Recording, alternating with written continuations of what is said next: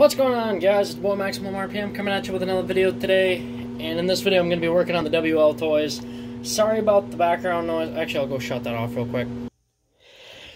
That was the old wood stove going. Figured I'd shut it off. So, in this video, I am going to be taking this WL Toys A979B, which I have been struggling with for about a year.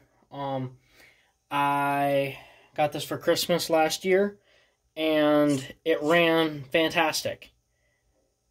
And all went downhill very quickly because I broke the gear that goes from the drive shaft to the differential. Now, when I did this, it screwed everything up, and then I made it worse by putting a metal gear in it. Nothing's quite worked right. But I would like to get it going again, because it is a cool little car, and I would just like to get it going. Got my Racer's Edge toolkit, and this. So, what I need to do is take the diffs apart, and I'm going to clean them. Now, let's see if I have the right size.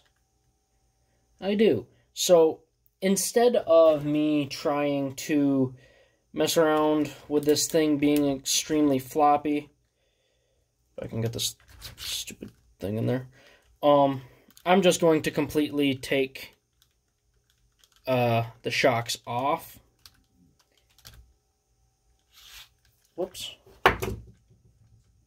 Those just pop right on. Now, some of you guys might be complaining how I'm not wearing gloves and how I could be getting my hands all greasy and stuff. I really don't care about that. I'm working a lot anyways. I spend a lot of time in shop and working on engines and stuff, so it doesn't really bother me anymore. Alright, there we go. So, shocks are off, and those just pop right back on. I wouldn't recommend taking them on and off a whole bunch, though, because it's not very good for them. So, that actually has quite a bit of lift. I could probably turn this thing into a crawler if I tried hard enough.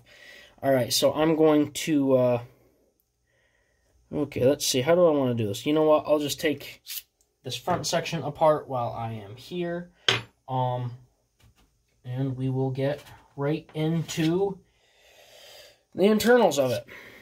So, let's see, do these ones just thread through? Yes, they do. So, I've got one of these magnetic trays to hold all the screws and stuff. That is super helpful. And it's good if you also label all your stuff, like, to all your parts. That way you know exactly where they go. That can save you a lot of trouble. So I'm going to get this plate off and I'll put you back on. I would just like to say one thing, guys. It is winter, so we have our wood furnace going. It's probably 100 degrees down here in this basement right now. I am absolutely on fire. Please leave a like, comment, and subscribe. So a couple of things that I really don't like about this truck. You need to remove this gear cover also to get that up. And the screw goes down in there. Right in there. And it's a pain in the neck to get to. And it's like microscopic. It's not very fun. Now, another thing that I'm not the hugest fan of, but I also do really like, is that they ran this bolt through this thread here. Now, I like it because it keeps it nice and secure. And this truck actually takes a lot of Phillips style screws, which I like because I have a lot of those. I like this because it's a really firm fit, but the thing that I don't like is a lot of small parts and easy to lose. So I'm going to take the other side off and I'll put you back on. Another thing I forgot to mention, this pin, when you pull it out, make sure that you don't lose the nut that goes to it. It is very small. But the thing that I really don't like is that these pins hold together your steering linkage. So once you take the first one off, you got a floppy mess to deal with. Alright, now one of the easiest things to do for this part is honestly just to unplug these motor wires, because they just kind of get in the way, and I wish I could unplug that servo wire, but it's like really hard to get to, so I'm not going to. This is actually the motor that I run in my Vatera Ascender. So this lifts up with this gear cover. Forgot the antenna holds it in. Literally, this truck just doesn't like coming apart. Word of advice: don't break it. It's extremely hard to break, but apparently it's really easy to if you're a moron. And apparently I am a moron. So, see, this is that entire assembly. These screws also head all the way down through. It's a well-built truck. It's a really good, cheap truck. But I do see where there's room for improvement, but they were just trying to make a really cheap basher. And I think they really did a good job with that. I wouldn't say that they set the bar high, but they didn't set it low.